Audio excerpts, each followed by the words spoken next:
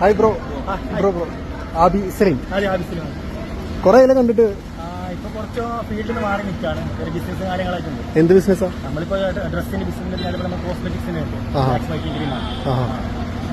ഇപ്പൊ ആ വൈറലായ പാട്ടിന്റെ പേരെന്തായിരുന്നു? അത് ഓളിഞ്ഞാനാണ്. ഓളിഞ്ഞാനും. എത്ര വർഷമായി അത് തുടങ്ങിയിട്ട്? ഏകദേശം 6-7 വർഷമായില്ലേ? 18. അതിനുശേഷം പിന്നെ എന്ത് സംഭവിച്ചു? ഇങ്ങനെ ചെറിയ ആൽബൊക്കെ എടുക്കാറുണ്ട്. പിന്നെ ഞാൻ കുറച്ച് ഫീൽഡിൽ നിന്ന് മാറി നിന്ന് പിന്നെ ഇൻഷാള്ള ഇനിയിപ്പോ തുടങ്ങണം. പുതുതായിട്ട് ഒരു വർക്കൊക്കെ ചെയ്യാൻ പിന്നെ പാട്ടൊക്കെ കല്യാണം കഴിയും? കല്യാണം ഇല്ലേ? ചോദിക്കല്ലേ. അല്ല, ഞാൻ വിചാരിച്ചു സാധാരണ ഫീൽഡിൽ നിന്ന് മാറി നിൽക്കണമെങ്കിൽ എന്തെങ്കിലും ഇപ്പൊ കല്യാണം കഴിയുക അല്ലെങ്കിൽ ഒരു ചെറിയൊരു ഇഷ്യൂ ഉണ്ട്. അത് പേഴ്സണൽ ആണ്. അതല്ല, ഓക്കെ ഓക്കെ. കാരണം കാണാൻ നല്ല മൊഞ്ചൊക്കെ ഉണ്ടല്ലോ, നല്ല. അല്ല, തിരിച്ചു പോവാ. ഫീൽഡിലേക്ക് തിരിച്ചു വരും. എന്നാലും നമ്മളൊരു സാധനം റെഡി ആക്കിയിട്ടുണ്ട്. അതിലൊരു കുറച്ചും ഇത് അടുത്ത ഒക്ടോബർ 3 അടുത്ത മാസം തന്നെ സ്റ്റാർട്ടിംഗ് ഉണ്ട്. അങ്ങനെയല്ല, ഒക്ടോബർ അല്ല, ഡിസംബറിന്റെ അകത്ത് തന്നെ ഒരു വർക്ക് എന്തായാലും. അന്ന് ഇൻസ്റ്റാഗ്രാമൊക്കെ ആക്റ്റീവ് ആയിരുന്നു. ഇൻസ്റ്റാഗ്രാം ആ സമയത്ത് നമ്മൾ ഇൻസ്റ്റാഗ്രാം അത്ര ആക്റ്റീവ് അല്ലായിരുന്നു. ഇൻസ്റ്റാഗ്രാം പ്ലാറ്റ്ഫോമേ ആക്റ്റീവ് അല്ലായിരുന്നു. ടിക്ടോക്ക് ആയിരുന്നു ഉണ്ടായിരുന്നത്.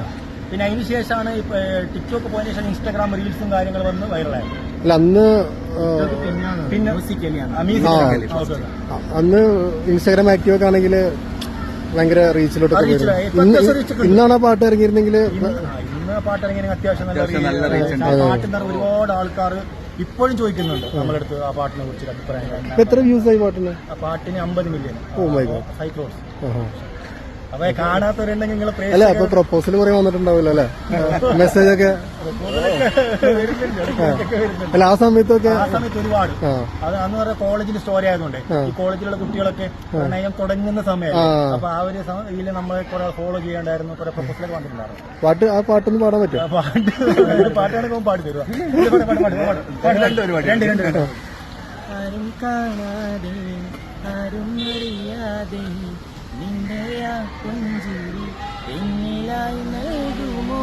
അമ്പനാൾ തൊട്ട് ഞാൻ നിന്റെയാ പൂമുഖം എന്റെ ഇടനെഞ്ചിലായൊന്നും ചേർത്തിടാൻ ഞാൻ. നീ മാഞ്ഞിടല്ലേ, പോയി മറഞ്ഞിടല്ലേ, നീ മാഞ്ഞിടല്ലേ, പോയി മറഞ്ഞിടല്ലേ.